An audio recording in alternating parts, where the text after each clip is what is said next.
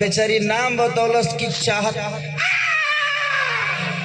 बाप रे बुझा था जो कोरोना काल के तीसरा लहर आ गई है जी। बहुत अच्छा चाहत, भगवान आपको दिनों रात चौगुनी ऐसे ही मोटा करते रहे।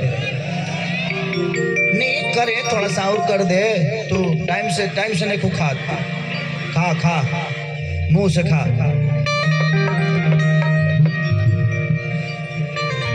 वो गाना में एगो वर्डिंग रहे लेकिन वो गाना कुछ अलग रहे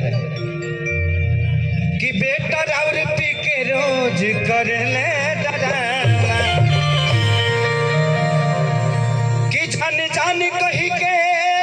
जाना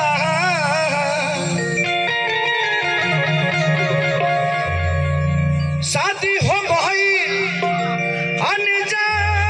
अनजाने से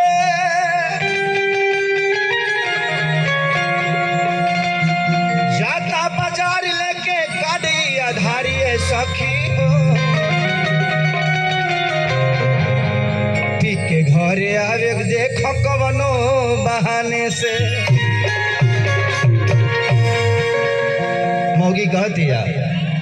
कि हमर होके लगही अरे सुतालिया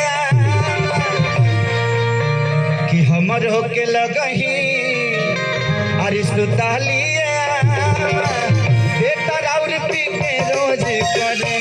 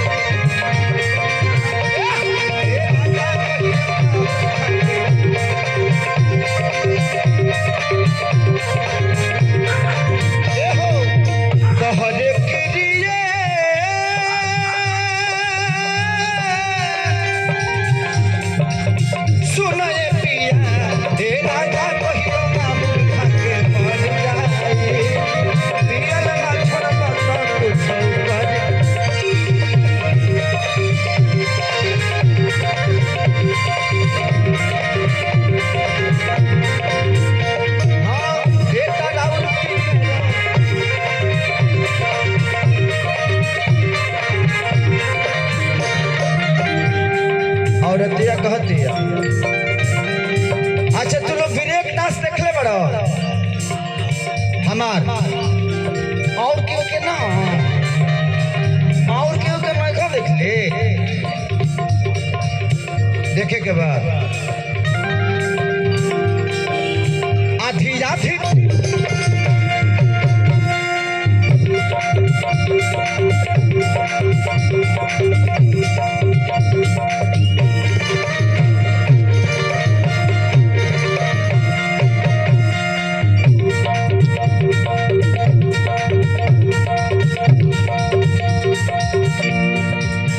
आधी आधी रतिया के दारू पी के आवेला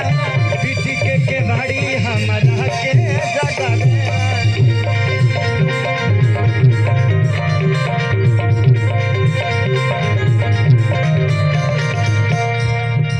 लड़किया कहते कि आधी आधी रतिया के दारू पी के आवेला पीटी के केवाड़ी हमारा के जगावेला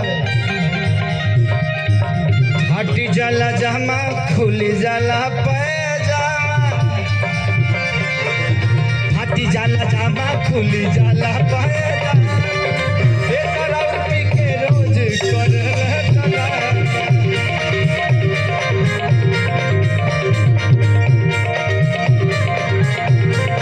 साजे सिकवे गिले भुला के कहो साजे सिकवे गिले भुला के कहो जो भी कहना मुस्कुरा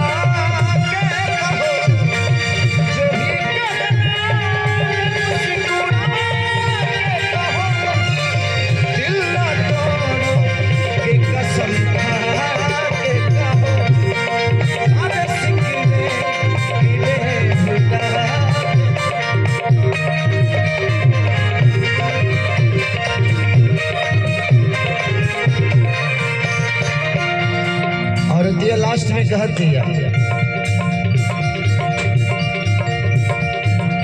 कृष्णा पे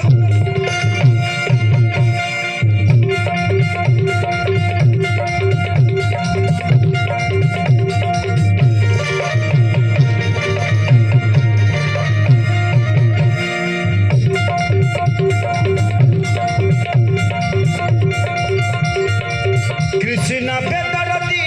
बुझता न दर ऐसन भेटाइल बा ए सखी मारा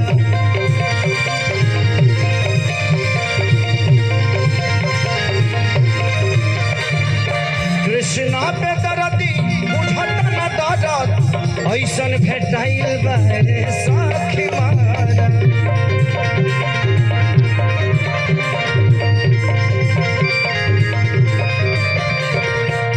पियला में सूत जाला जाके मुआना घामा पियला में सूत जाता जाके मुआना घामा तो बेटा